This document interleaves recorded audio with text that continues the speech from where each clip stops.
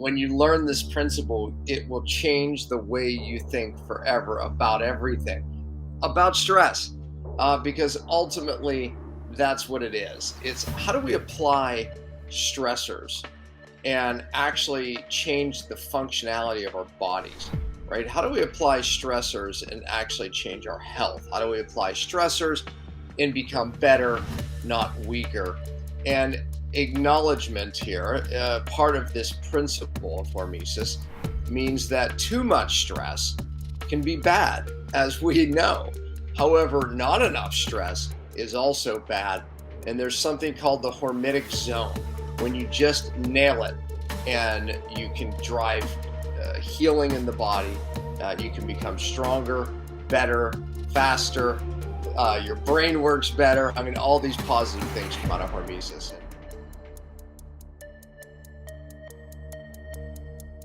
Okay, welcome Keto Camp Academy members. You are about to witness a live podcast recording with Dr. Daniel Pompa. Many of you know Dr. Pompa is my mentor and coach.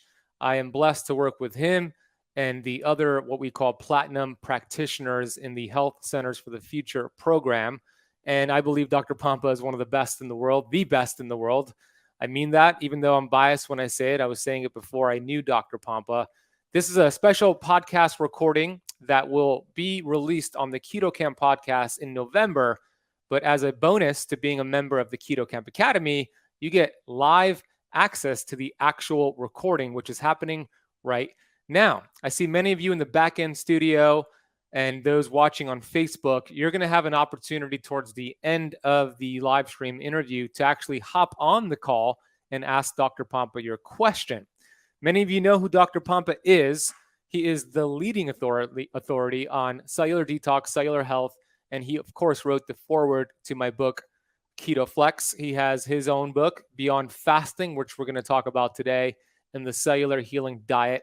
He is the global leader in cellular health, and you're going to see why this man is so brilliant. So without further ado, here is Dr. Daniel Pompa. Hey. Hey, man. Glad to be here. Thank you for joining us from the hotel in California, making it happen, whatever it takes. I appreciate you. We're going to be so blessed today to talk about hormesis, which I, of course, knew of the term for many, many years, but you really shed a lot of light on how to view everything we're doing, keto, fasting, or supplements, through the lens of hormesis. I know some of those listening or watching right now probably never even heard that term unless they heard it from me. So Dr. Pompa, what exactly is hormesis? And then we'll talk about how to apply keto and fasting from this lens. Yeah, when you tell people we're talking about hormesis, it sounds like the most boring conversation on the planet. I assure you it's not. When you learn this principle, it will change the way you think forever about everything, about stress, because ultimately that's what it is. It's how do we apply stressors and actually change the functionality of our bodies, right? How do we apply stressors and actually change our health? How do we apply stressors and become better, not weaker? And acknowledgement here, part of this principle of hormesis, means that too much stress can be bad, as we know. However, not enough stress is also bad. And there's something called the Hormetic zone when you just nail it and you can drive healing in the body. You can become stronger, better, faster. Your brain works better. I mean, all these positive things come out of hormesis. And like I said, I mean, the reason why this is an exciting topic, because it really will change the way you think about everything, even supplementation. I mean, it goes down to that. Yes, of course, diet. Yes, how long we fast, when we fast, keto, how long we're in keto. All of these things are really better understood once we understand this principle. So you have some presentation slides that we're going to share. And for those listening on the podcast, he's going to explain it in a way so you don't necessarily have to watch the slides. But if you do want to watch them, it's going to be on the YouTube channel. So I'm going to share here, Dr. Pompa. Open up your slides to make it bigger. How's that? There we go. Can go you ahead. See it? I see it. we see it. Yeah, great. All right. The real answer lies in the principle of hormesis. What is it? And I just kind of said this already, but this gives a nice visual here if you see it. So you have that green zone. That's that hormetic zone that I was referencing, meaning that all good things happen there. Our results really are determined by how high we get that hormetic curve to go. And we have strategies to do that, right? We stack stressors. We get our bodies to adapt better, and it creates a hormone optimization. So all of these things that we do can make that curve go higher and therefore our results better, to the point where we live longer, healthier, or even reverse disease. Now, if you notice the red zone to the right, that means that, we've applied too much stress. And thereby now we're getting adverse reactions. So the mastery here is really applying stress correctly. Okay, and the key word there is mastery, because what I find is that most people either don't apply enough stress or they absolutely are applying too much, and they're ignoring the basically the innate intelligence telling them, hey, you've gone too far. And thereby, because that is ultimately how we know, is we have to start to learn to listen to that innate intelligence in our body. But anyways, if you just look at the definition, hormesis refers to adaptive responses of biological systems, that's us, to moderate environmental or self-imposed challenges, through which systems improve its functionality and or tolerance to more severe challenges. So, I mean, a few key words there. Improve its functionality and tolerance, right? So we're looking to apply stress to improve functionality. Simple as that. When we look at this, how the Hormetics increases something called homeodynamics. Aging, senescence, death are all final manifestations of the failure of this homeodynamics, meaning when you don't adapt, you start aging prematurely. You start bringing on death much faster in the form of what is called senescent cells. These are cells that live too long. So the bottom line is if we nail this principle, we live longer, healthier. All right. So Ben, I'll let you chime in on this.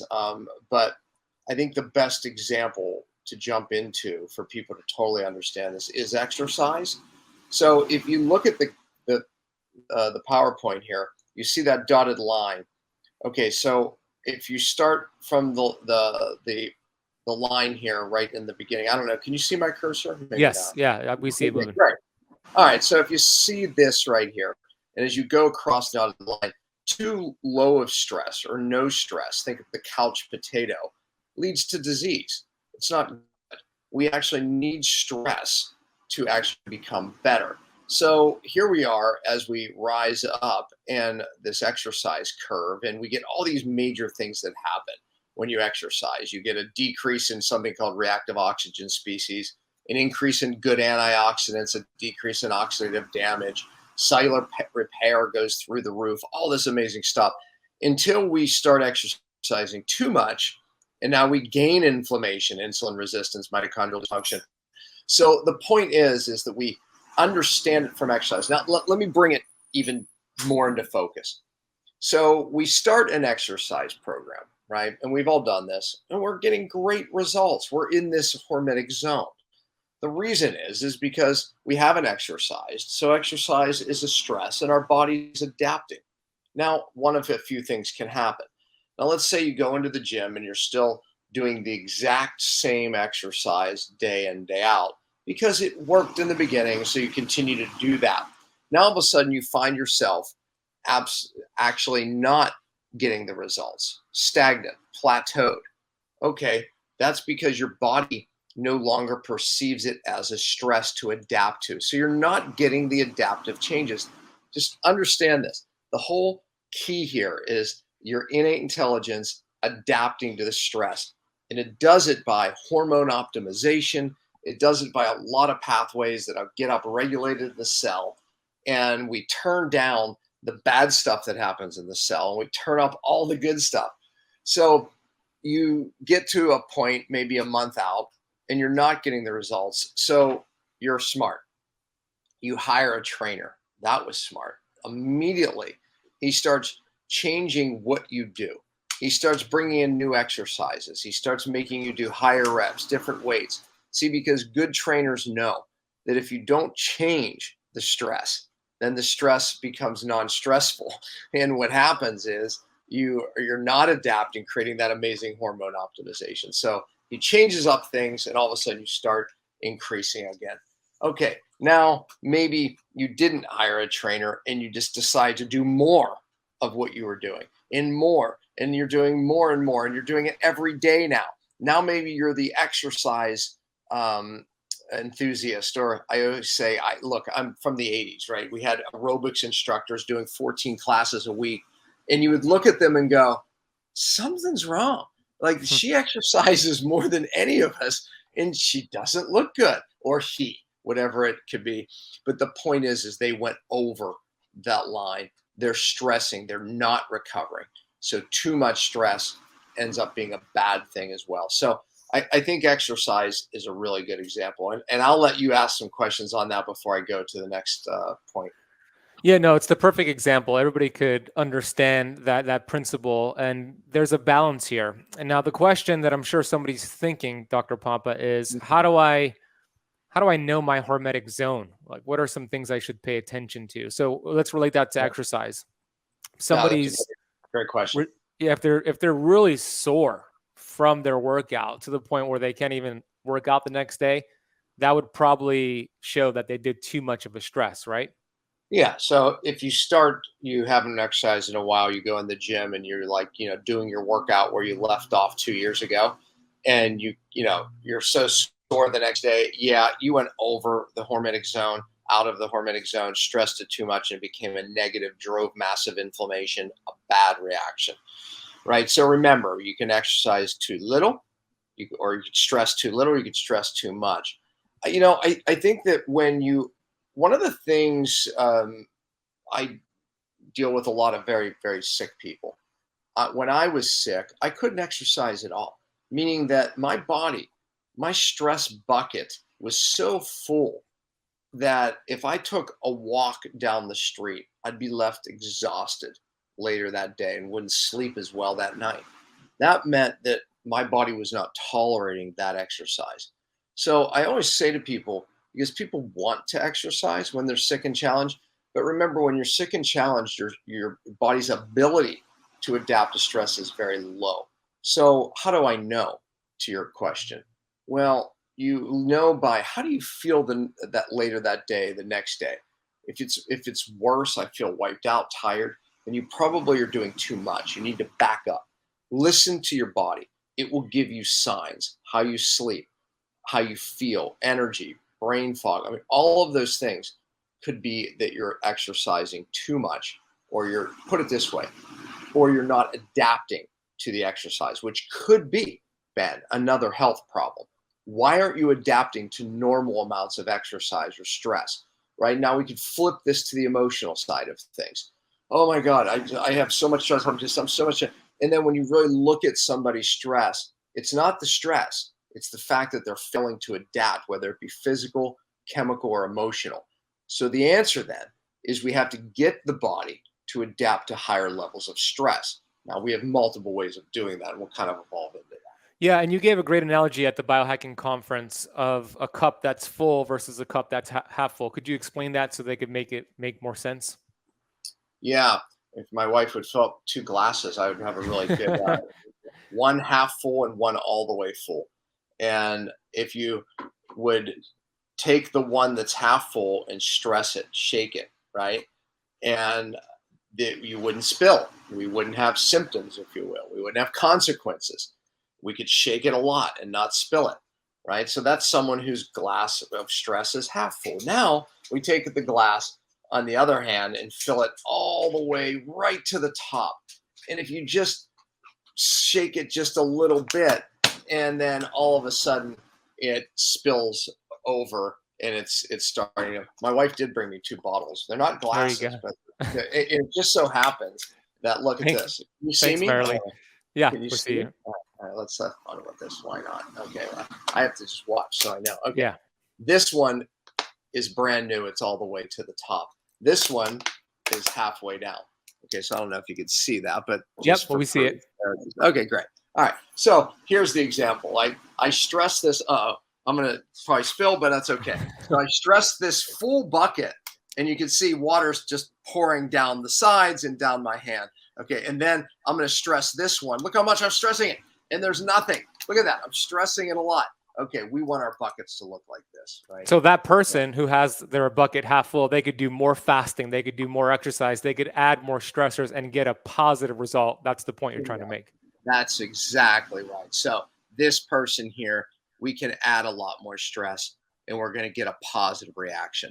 This person here we're going to add just tiny bits of stress and we're going to get negative reactions, right? So ultimately, we have to get our resilience up, right? We have to build up our resilience. Now, that means emptying the stress bucket. Look, we're going to talk about this, evolve into it, but how do we do that, right? We do it through things like fasting. We do it things like diet change. We do it by detoxing because physical chemicals can fill that bucket, right? And when that bucket's full, so if you imagine this full bucket right here as a lot of chemicals and emotional stress, well, I can't maybe do anything about your emotional stress, but I can take out the chemicals out of the bucket. And now you're able to adapt to a higher level of stress. And again, whether it's physical, chemical, doesn't matter. The body doesn't know the difference between stress. Let me go back to your slides. I see you here. Yeah, exactly. So can you see that now? Yes. Okay, so these are just other examples of physical hormetins that create stress, good or bad, right? Thermal shock. I'm going to show that in a second. Strength, stamina, exercise. We talked about that. Radiation or irradiation. Wow, could that be good? Maybe. Gravity. You don't think of gravity as a stress, but think about this, Ben. When the people go up into space, do you know the biggest problem they face is that there's no stress, there's no gravity. So therefore, they develop disease. So they have to try to create stresses. And one of the devices that we use called pulsed electromagnetic fields was a device created to actually create a stress in astronauts. Because without the stress, their bones literally will get so brittle so quickly. So literally, the stress of gravity keeps stress on our bodies, muscles, bones, ligaments, tendons that actually keep them strong. And if you take that stress away, you literally will develop arthritis. They'll come back arthritic. Crazy, but we need the stress, right? That's too much gravity. Yeah, isn't it? Too much gravity, too much stress, right? And we'll collapse perhaps our joints, right? COVID could possibly, and I don't want to get you shut down, so maybe we should just say that this virus, could possibly this virus be a stress that could be good? Well, Ben, my Facebook that got me shut down. My goal was, hey, me and my family, we're going to get this thing. I look at this as the greatest health upgrade of the 21st century. It's a stress. This stress isn't going away. These viruses will be with us for forever. And so my goal was to allow the stress on my family and I, adapt to that stress, and become incredibly stronger for what's coming. And that's exactly what we do. That's exactly what we did. And it was a great thing. Now, again, please understand what I'm saying here. Just think of the example that I just gave. My family and I, our buckets are here where we are able to take it. It was no big deal for us, right? My wife, all she does is lose her sense of smell, right? I got a little sick for a couple of days. We were fine. But now there's people out there where their stress buckets look like this, right? And they're going to get hit harder by it. So you might want to empty your stress bucket, before you think about exposing yourself. But the fact is that most people can handle it. And for most people, it's an incredible health upgrade. So, but anyway, so we look at that. Now, I said I wanted to get into thermal stress. You know who that guy is.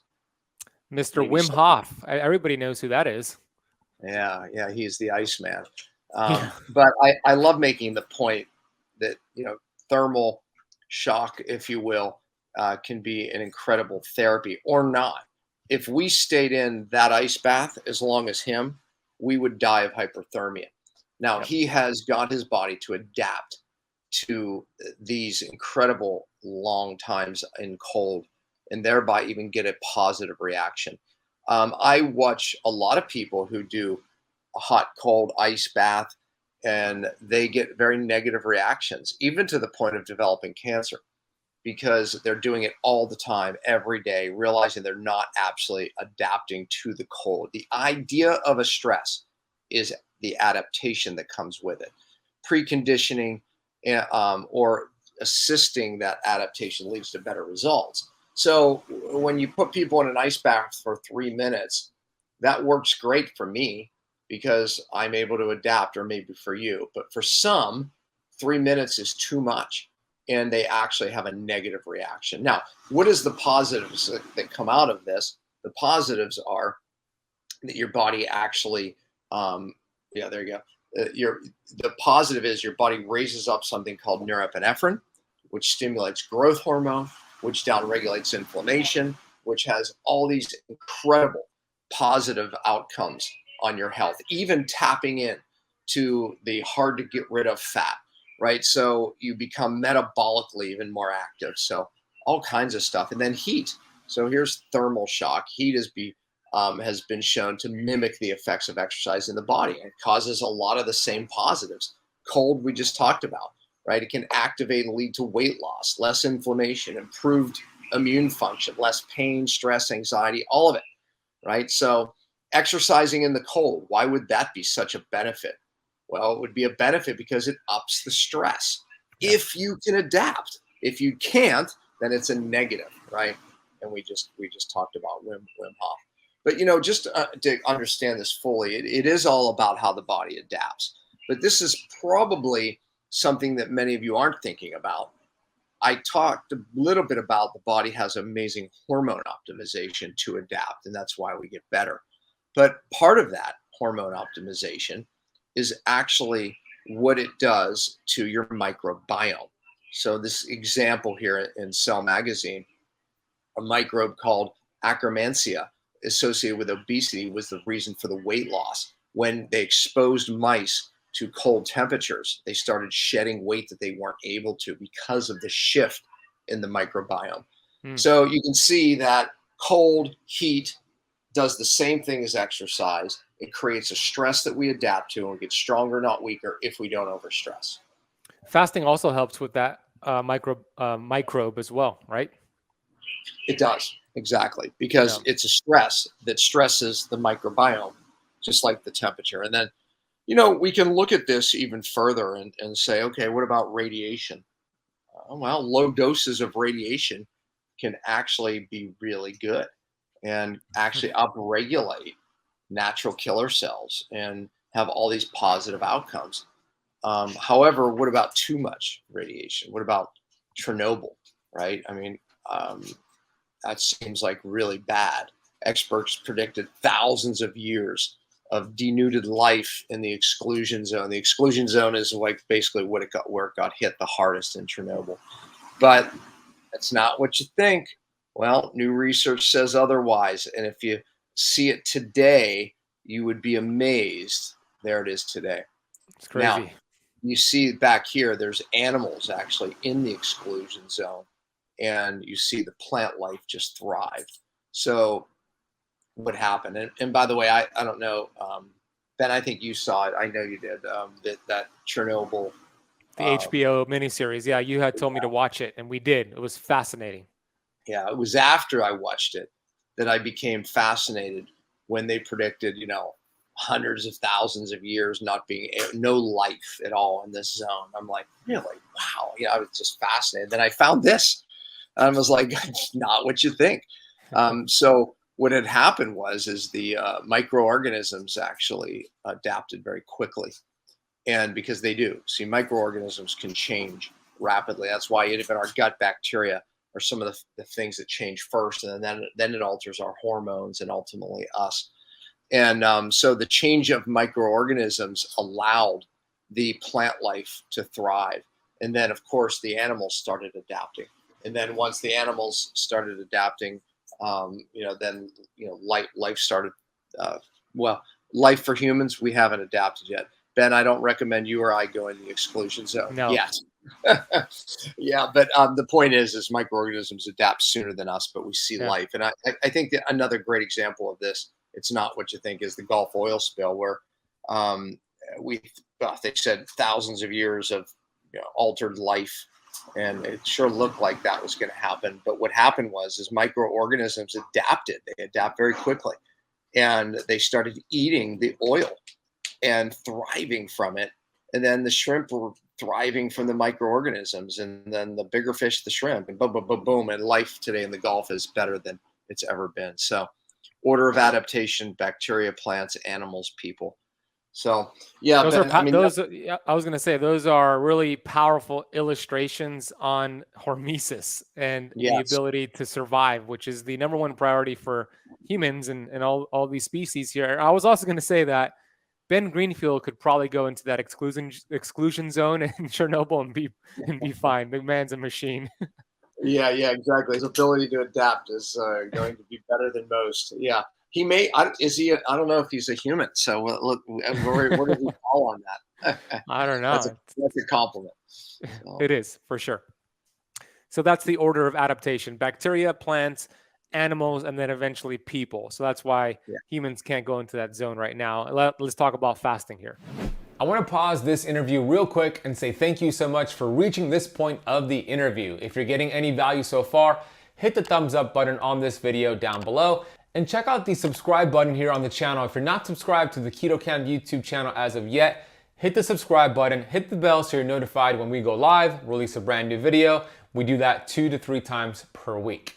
I want to take a few seconds here to get to the sponsor of this episode, which is Upgraded Formulas. If you're anything like me, you probably spend quite amount of money on supplements every single month. Wouldn't it be great if you knew you were absorbing those supplements or not absorbing those supplements? What I'm bringing you today is an exciting new opportunity to test the accuracy of the supplementation, the vitamins and the minerals, if they're actually doing what they're supposed to do. After all, you can't be a biohacker without testing, can you? In this case, I'm referring to Upgraded Formulas, upgraded hair test kit and consultation. It's very easy to do this test. It's a kit that's sent to you. You would just use hair from your body. It could be head, it could be body, it could be pubic hair. You send in your hair and then you get a consultation and you review which supplements you should be taking versus which supplements you shouldn't be taking. How well are you absorbing that? And this will be a great way to discover why you just don't feel so well. Even if you're taking all these supplements, but you still feel tired, you still have symptoms. This will give you the exact picture on what you should do next to correct that issue. I love Upgraded Formulas. I had Barton Scott on my podcast, the Keto Camp podcast, before. We have an exclusive offer for you to get 10% off your hair mineral analysis kit and any of their amazing supplements, which are highly absorbed. Head to upgradedformulas.com. Use the coupon code BEN10, that is BEN10, at checkout to get 10% off today. We will also drop a link down below for you. That's upgradedformulas.com. Use the coupon code BEN10. All right, let's get back to this incredible interview. Yeah. So I guess when we start saying, okay, great, I understand it now, and I think most people listening or watching understand it now, but now let's apply it, right? Fasting is one of the greatest stressors that we can apply to this principle.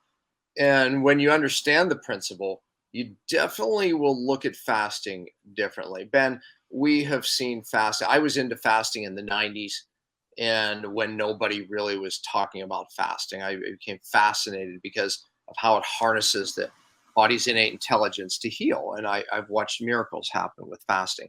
But Share if you will, before you continue, share that story. I think it was in 1995 of the patient with a cancer tumor the size of a grapefruit. Yeah.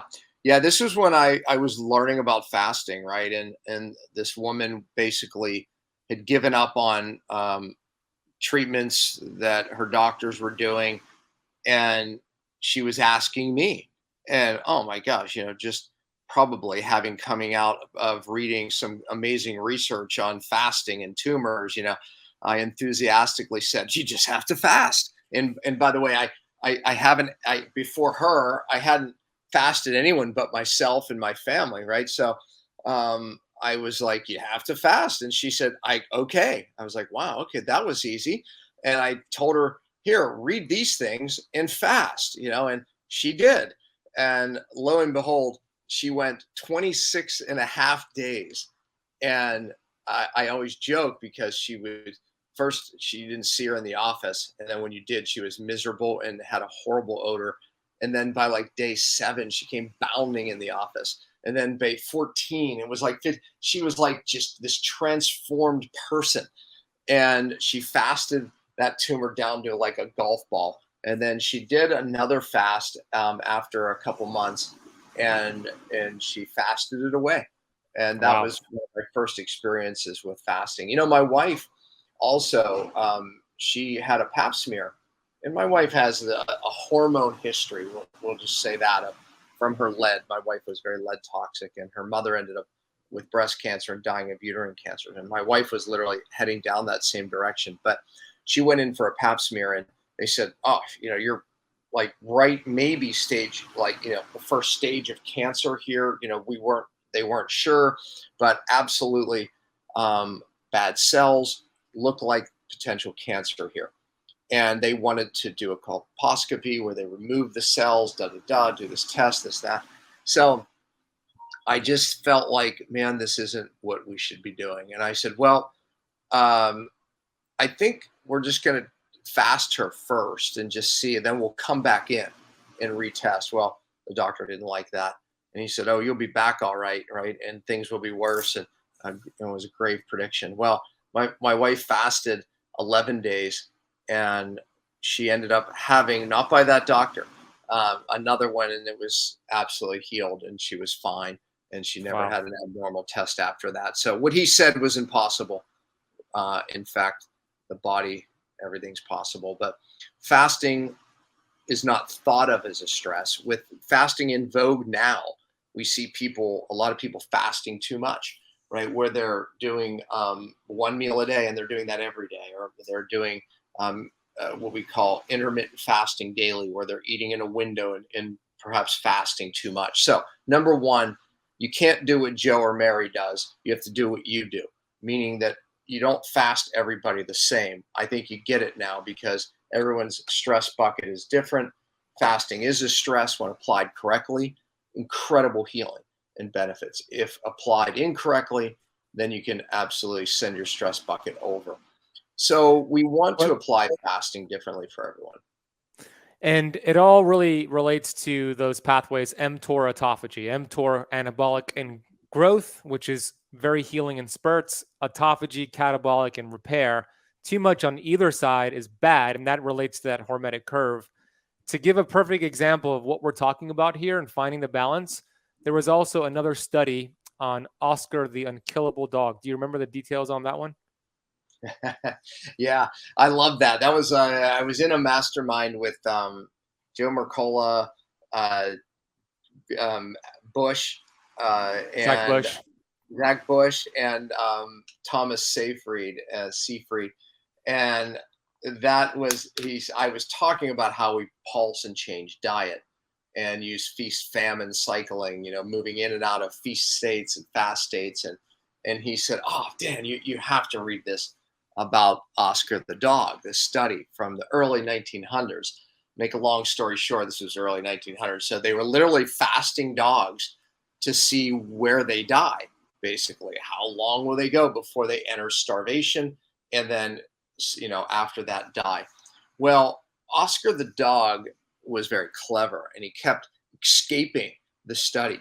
So maybe he fasted 20 days, and then he would escape out of his cage and he'd find food and eat. So he broke the fast. So they would put him in with the next group, and Oscar got out again, put him in with the next group. So Oscar had fasted several times, to the point, finally, when they kept Oscar in his cage, they couldn't kill Oscar. I think Oscar, what was it? It was over 100 days, wasn't it, Ben? Yeah, I think it was 130 so days. Yeah. Yeah, and they couldn't kill Oscar. So the question was, why?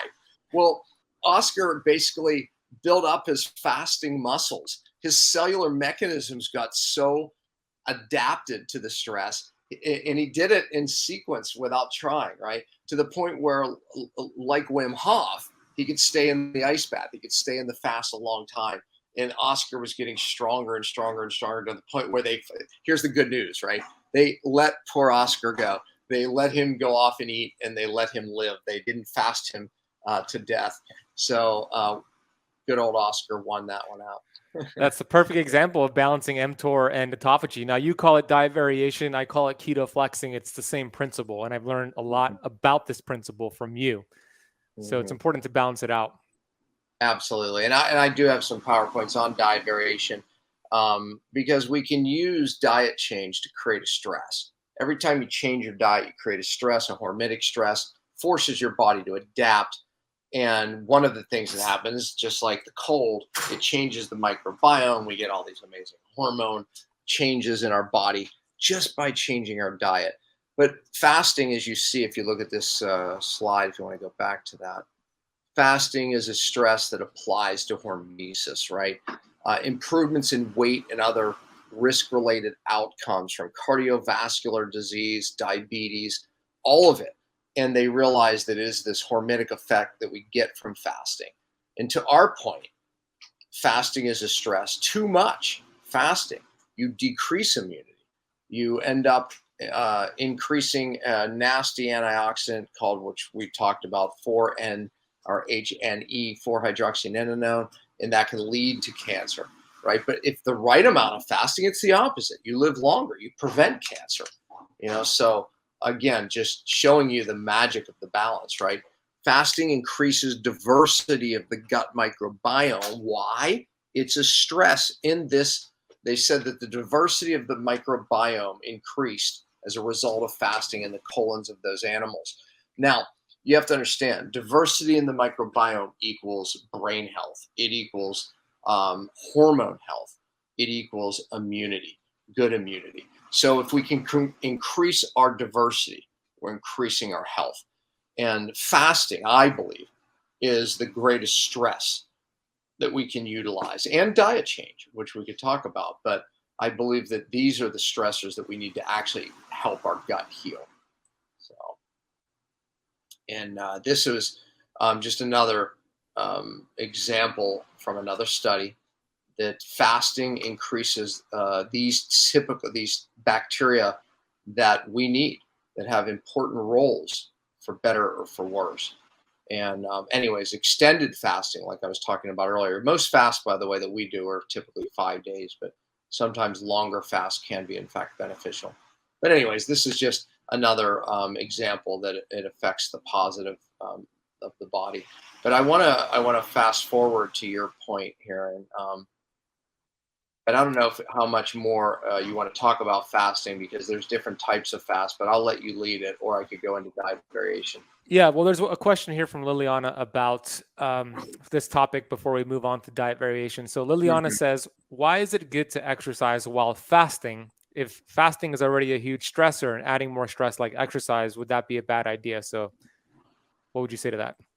Well, again, what's stressful for one is not stressful for another, meaning that, yes, sometimes adding additional stressors, exercising in the cold is a benefit, right, for people. But for some people, it might be too much. Again, so it really if your bucket's down here, you could do it. But if your bucket's Absolutely. up here, matter of fact, not only can you do it, I recommend you do it, because just remember my example in the beginning. If your exercise becomes something that you're not forcing your body to adapt to, you don't get the benefit. You don't get the hormetic benefit, right? So we do need to up the stressors. So I guess it's the point that we're making, right? So periodic fasting is a stress.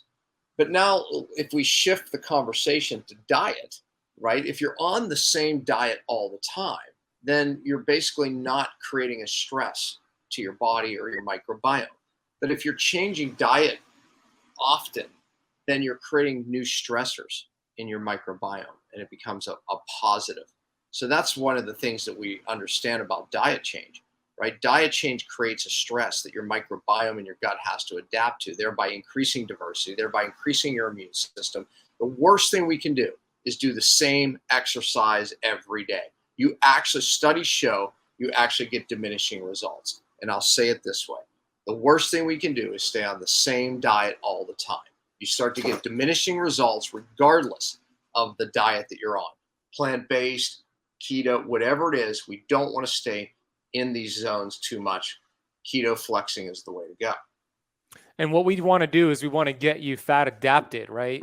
Help your cells choose fat instead of sugar, leave you in there 8 to 12 weeks, get you keto adapted. And at that point, we start to mix things up, flexing out of ketosis and doing different approaches.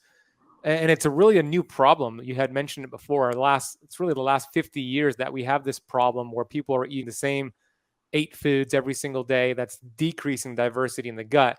So if you want to stay in keto, something you can do is change the 8 keto foods you're eating to 8 different keto foods, right? Would that also help, Dr. Pompa, with this diversity?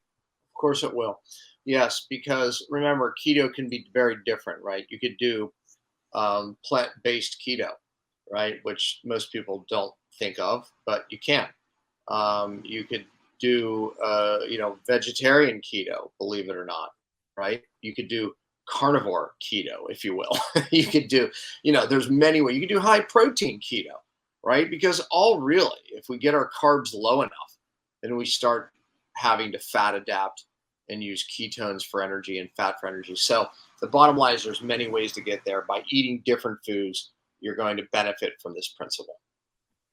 Did you want to show anything else from your slides? Yeah, I mean, there's different types of fasts. I don't know how much you've talked to your group about extended fast. We talk a lot about intermittent fasting where we go 15, 18, 20 hours without, or 24 without food before our next meal. And that is fasting. But as I pointed out in those stories I told, there's benefits to longer fasts.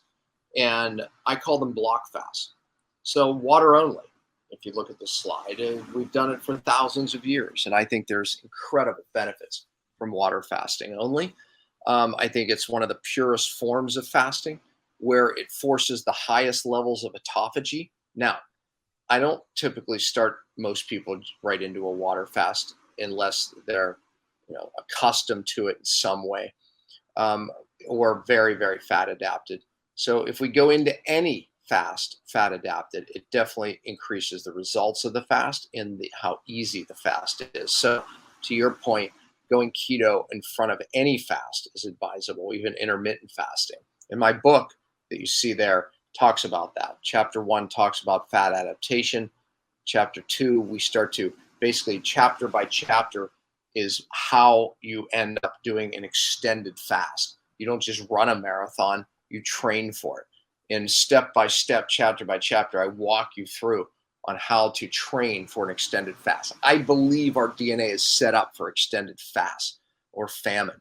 And you see that, yes, water fasting is one fast that I absolutely love because it drives a lot of autophagy when you do it correctly. But partial fasting is incredible. And that is where you just decrease calories and protein down to the point where you still get autophagy. And for many people, it's easier and a better place to start. Bone broth fasting is a form of partial fasting where you're eating a little bit. I'm not a fan of juice fasting because of the glucose rises and insulin rises that shut down autophagy. But, again, I think that there's potentially some benefit there, but there's potentially some harm for some people too. Fasting mimicking diet is a partial fast that Walter Longo made popular. The Prolone, it comes literally in boxes. Here's your food for this day, next day, next day. And it's a 5-day fast, as we often do. So these are just the types of fasts that we're utilizing. Carolyn wants you to talk real quick about fasting for postmenopausal women. What are some considerations for those who are in postmenopause? Yeah, so you get a lot of women shouldn't fast or can't fast, or I would argue that, again, men, women, we're all very different. So we can't make those, large statements of women shouldn't fast. In ancient cultures, women absolutely fasted. However, they were definitely hormonally, oftentimes more used to fasting, right? So their fasting muscles were stronger. So a postmenopausal woman absolutely can fast. However, it's just like we're saying, it's a stress and we want to listen to the body. So in my book, if you follow that sequence, then you have no problem fasting, but maybe you want to start on something like a bone broth fast or a partial fast or a prolonged fasting mimicking diet before you would do a water fast. Why? Because postmenopausal women may have more challenges fasting right away. Not all, but listen to your body.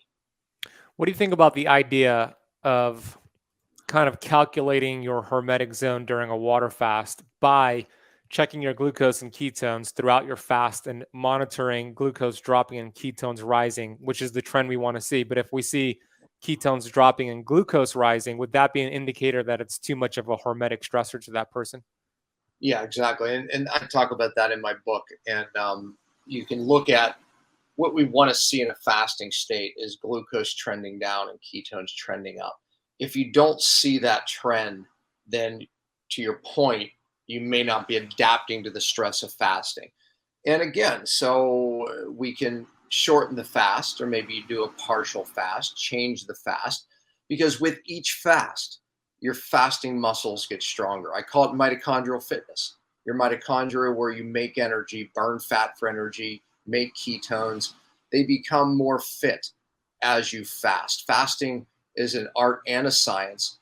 And the art of fasting is really knowing what your body's able to tolerate and work those fasting muscles up to the point. So utilizing glucose and ketones is a way to see, am I adapting to the stress or not? And by the way, Ben, I haven't technically released the book to the general public, really just to my following, because I'm getting it a new edit on it. But you can go to beyondfastingbook.com and actually get the book.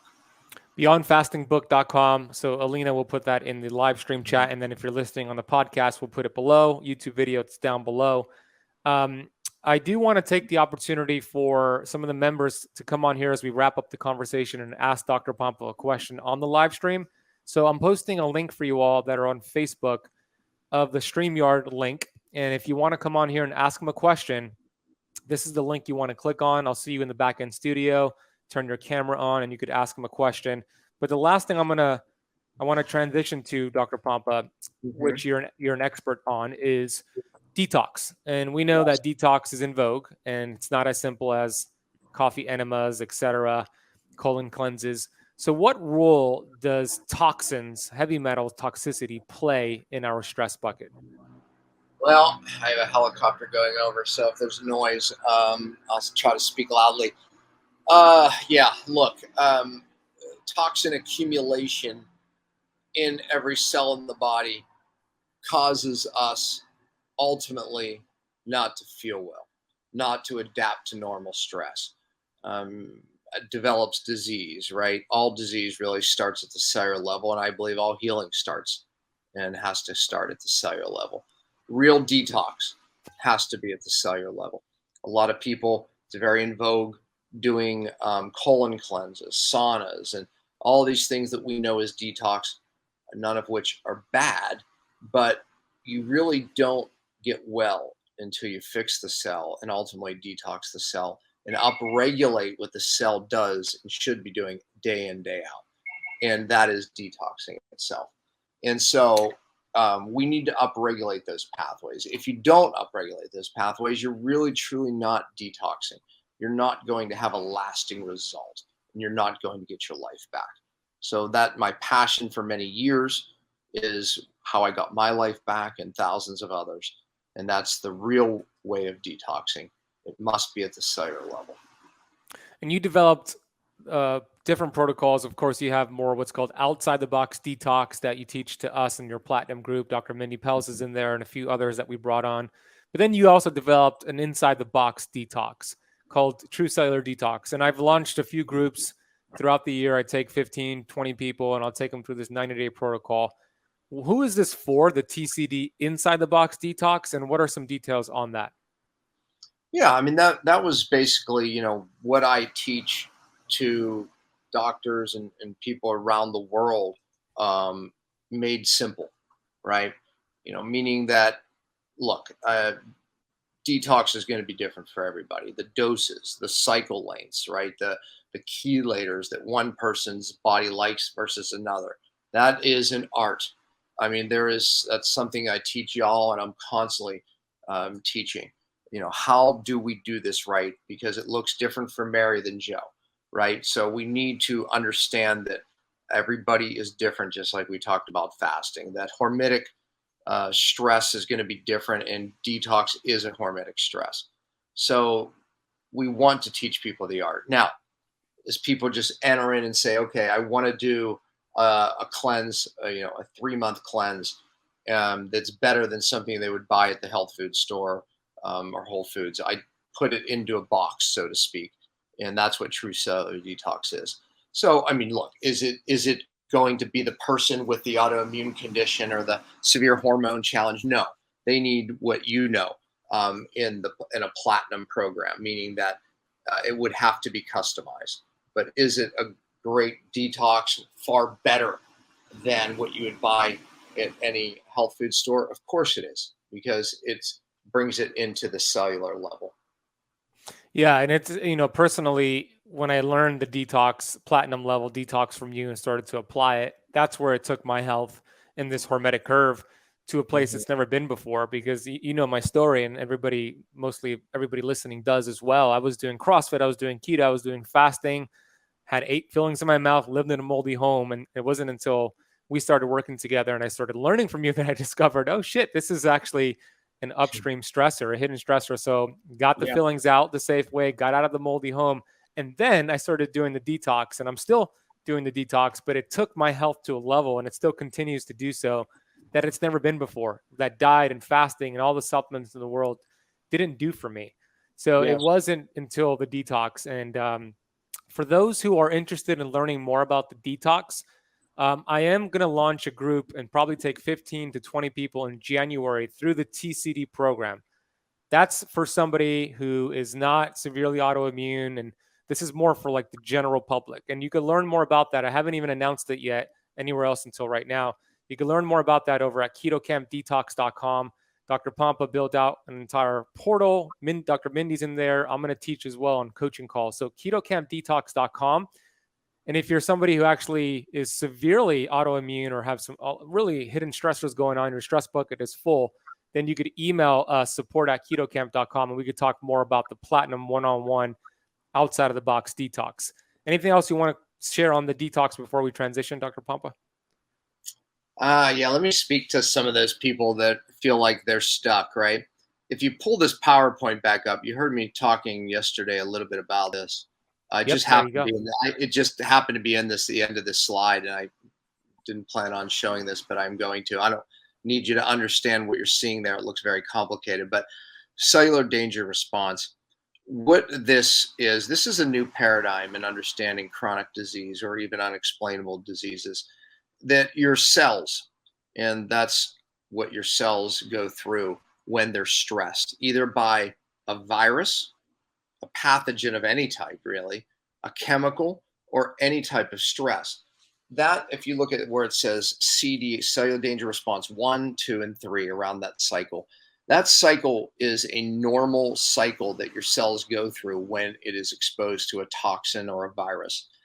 The problem is, and then it comes out after stage 3, right? And then the reason it goes through this response is to save your life. It literally is a survival mechanism. The problem is when your bucket is full, oftentimes this stress response gets stuck along that wheel. Maybe it's getting stuck in CDR2, maybe it gets stuck in CDR1. Now, the interesting thing for, I think, your fans here is that many of the people watching, listening, if you look at next to that CDR1, I'll use my cursor, it says glycolysis. So this is the cell's ability basically to use glucose as energy. And when you're in this phase, people struggle to use fat as energy. And they're just kind of in this glycolysis phase, and they go, gosh, I can't get into keto. You could be in a stress cycle locked here. Now let's take it to the next step. It says aerobic glycolysis. There was a guy named Otto Warburg who basically in the early 1900s said cancer is caused by being in this aerobic glycolysis, being stuck here. And your cells are basically in the presence of oxygen, you're still using sugar and creating lactic acid, et cetera, et cetera.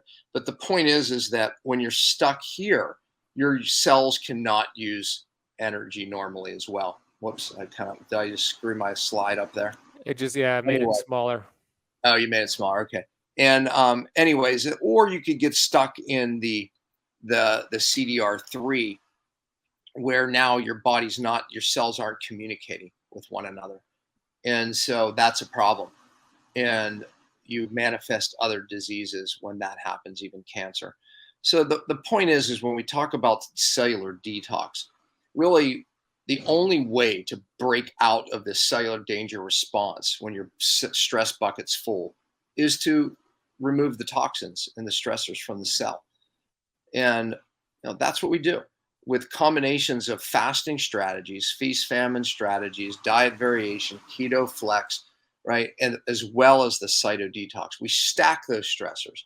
And when you stack those stressors of fasting and detox, and we stack them correctly, now what we have is we are applying the Hormetic principle to really become like Wim Hof, right, in our cells.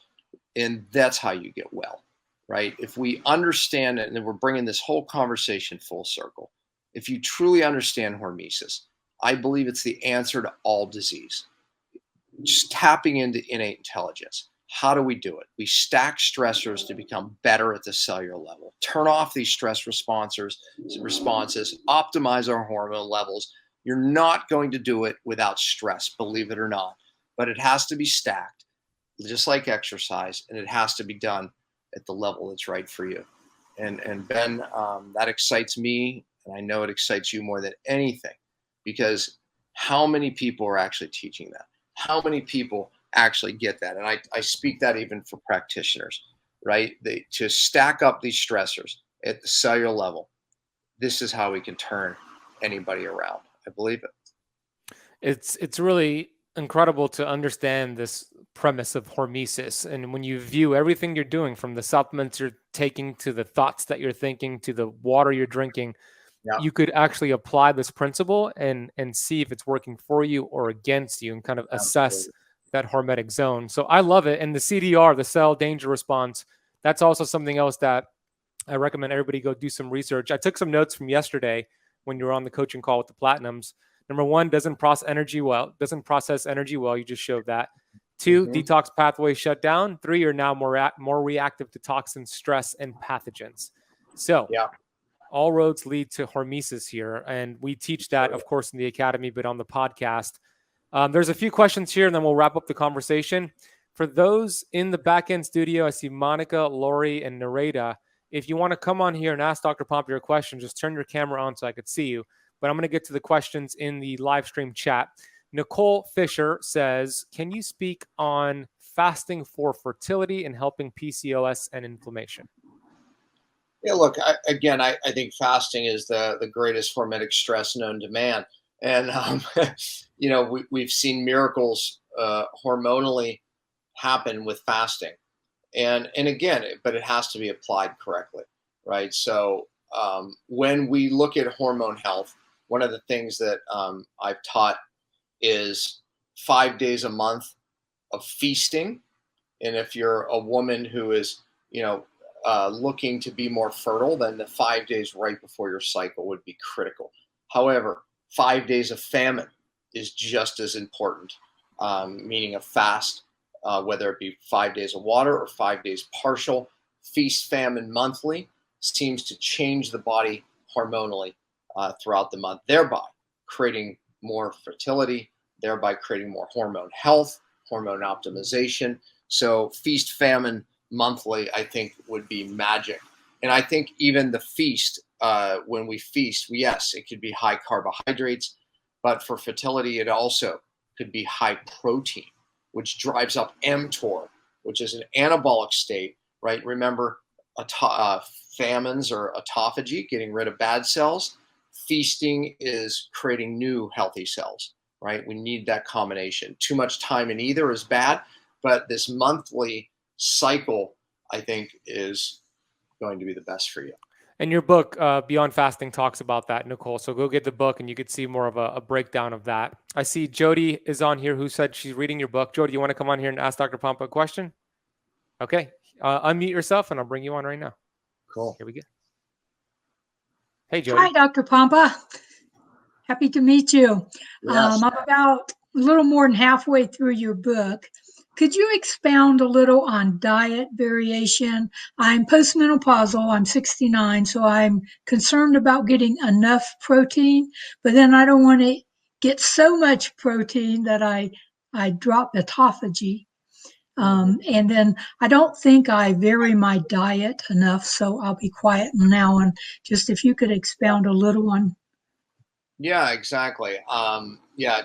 Chapter 4 really gets into the diet variation, and as you know, it can be done seasonally, it can be done monthly, right? Meaning we just dramatically change our diets, right? I go in and out of ketosis. Some people do 4 diet changes a year based on seasons. I tend just to move in and out of boredom in travel. So again, I typically will move into a higher healthy carbohydrate diet and ketosis. But I've also thrown in carnivore into the mix. You can throw in plant-based diets for periods of time. All change is good. It's a hormetic stress that adds diversity in the microbiome, right? All right. Now, what I just described is feasting for 5 days, whether it be high protein or carbs, and fasting for 5 days. And those 5 days can be random anywhere in a month. That is also diet variation, feast, famine. It's adding a stress. We get the benefits of autophagy when we're famine, right? And then we get the benefits of feasting and mTOR, where our body's anabolic, making new cells. So, and then I think you also, I thought I heard you say something about you didn't want to shut down autophagy with too much protein, or what was your question there? I just want to make sure. Yeah, that's it. And that's a little hard to, I know that at my age, I need more protein than I normally would have been eating. I didn't know that to start with. And, but it's like above 20 grams a day shuts down autophagy, right? Say I've done a 36-hour fast and I'm wanting to maintain that. But does it matter? Should I do a 36-hour fast weekly and have less protein, following it? Or should I not do a 36-hour fast weekly? Yeah, so I think that doing one 36-hour fast a week is a positive thing for most people, right? Now, if you're fasting 36 hours and you check your glucose and ketones, and your glucose is rising in that 36 hours, and your ketones are dropping, it's probably hormetically you're out of the zone. It's not good. We want to see glucose trending down, ketones trending up. So if that's happening, it's probably a positive. So what I say is a really good place to start is, yes, fast for 24, 36 hours, right? So 36-hour fast is, fasting where you don't eat that day, and then maybe you pick up with lunch the next day, right? That's basically going to be a 36-hour fast. And you don't want to increase protein over 20 grams because it would shut off autophagy, right? So in that 24-hour, 36-hour fast, yes, you don't want to eat protein above 20 grams. You will shut down that fast for sure. And okay. I'm talking about a water only fast. Yeah, so I don't eat at all. Yeah. But you want, then when you come out of that 36-hour fast, you want to break the fast. You want to go mTOR. So it doesn't matter if you go over 20 grams, right? The next day, right? The 36-hour fast. Yeah. So you, in the 36 hours, you want to be in autophagy. When you come out of the fast, you want to go mTOR. So you want to get protein above that, right? And then here's my other suggestion. If you're fasting 1 day a week like that, add at least 1 day of feasting where you feast with high protein. To your point, high protein at your age would probably be a good thing. So maybe you take 1 day, 24, 36 hours, where you get 150, 200 grams of protein in that day, right? That's a heck of a protein feast that would do you good, right? You don't want to do that every day, but now during the week, you're feasting and famine, right? You're feasting on the high protein 1 day, and your famine 1 day. So that's the magic, is doing both in a week. Okay, thank you. I usually do like a 5-1-1, so I'll just go to, on my feast day, I'll start eating lots of protein. Yeah, exactly. And again, the feast day could be carbohydrates, but to your point, you might benefit more from the protein. Either Yes. one, high carbohydrates, high calories, or high protein will stimulate mTOR, which is AKA a feast, AKA anabolic pathway, all good for healing. So perfect. Okay, thank you. I'm enjoying your book, by the way. Awesome. Great. Thank you. Talk to y'all later. Thank you, Jody. Great question. All right, you can learn more about Dr. Pompa over at drpompa.com. His website has a ton of amazing articles and resources. YouTube channel as well, Dr. Daniel Pompa. He posts his Cellular Healing TV video interviews on there every Friday. Also has a podcast release, Cellular Healing TV, on podcast platforms. By the way, this is the 4th time, Dr. Pompa, you've been on the podcast, which is such a blessing. You were the first guest. I think you were guest number 200 and several in between. Now, Dr. John Lawrence has been on the show 5 times. So we're going to have to, get you back soon to beat him. I'm grateful for you. Thank you for being such a blessing to us and the world, and your commitment to change the world. The world needs this message. Hopefully, those finishing up this interview have a better understanding on how to apply this very powerful principle called Hormesis. So love you, and I'm grateful for you, and thank you for your time today, Dr. Pompa. Love you too, Ben. Thank you for having me always.